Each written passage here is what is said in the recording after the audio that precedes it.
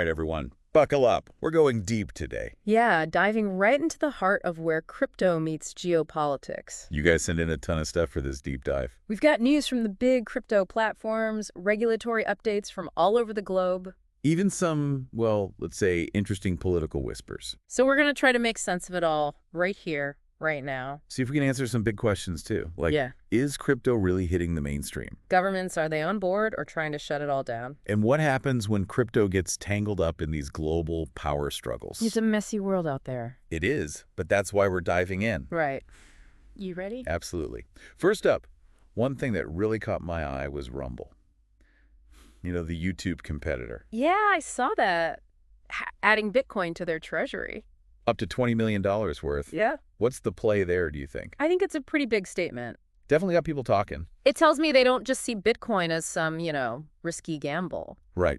It's got to be more than that. Yeah. Could be a smart strategy, maybe a hedge against inflation. Trying to position themselves as a leader in the crypto space, even. Exactly. It'll be really interesting to see if other companies follow their lead. Yeah, could be a trendsetter.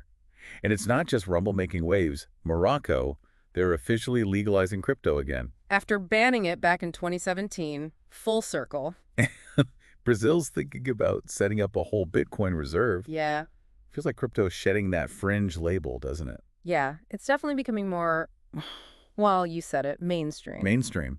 And platforms like Coinbase are making it even easier to jump in. Oh, yeah, that Apple Pay integration is a big deal. Huge potential to bring in a ton of new users. Millions, potentially, especially in the U.S. And when you combine that with all the developments in DeFi, decentralized finance, it's where things get really exciting. Okay, I'll be honest.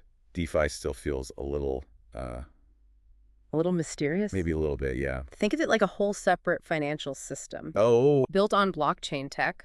No need for the traditional middlemen, like banks. Interesting. You can lend money, borrow, trade assets, all without a bank getting involved. Cutting out the middleman. That's a recurring theme in the crypto world, isn't it?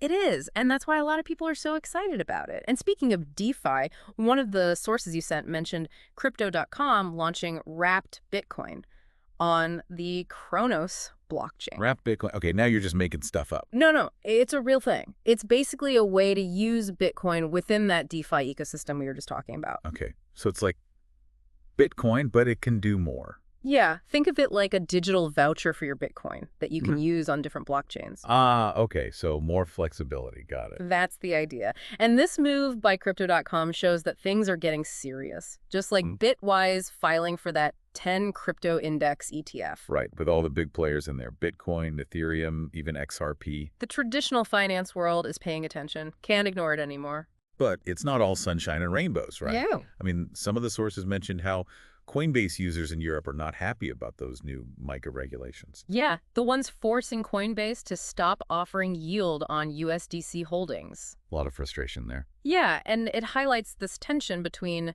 regulation and innovation in the crypto space. Tough balance to strike. It is. Some argue these regulations are vital to protect investors. That makes sense, yeah. Prevent fraud. Others see them as obstacles, slowing down growth and adoption. Right. So finding that sweet spot, that's the key, isn't it? Absolutely. And as if things weren't complicated enough, we've got geopolitics throwing its weight around, too. Oh, yeah. Things get really interesting when you bring geopolitics into the mix. Like Putin officially recognizing Bitcoin and crypto as property in Russia. Big news. Feels like a huge step towards legitimization for crypto, at least in Russia. Definitely a different approach than we're seeing in the U.S. Remember that story about the government moving all those Bitcoins? 10,000 Bitcoins, almost $1 billion worth, to Coinbase.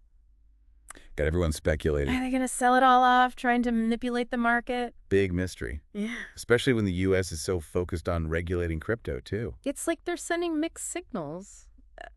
What's the game plan here? Who knows?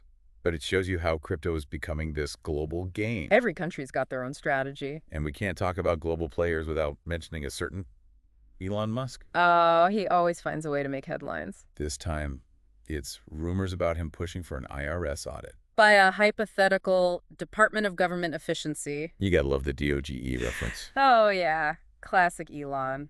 Always gotta have a little fun with it. But jokes aside, I think his interest in crypto, And Dogecoin especially. it speaks to something bigger, don't you think? Oh, absolutely. That distrust of the establishment, the desire for transparency. That rebellious energy, it's all tied up in crypto's appeal. Yeah, exactly. And that energy is definitely spilling over into politics, too.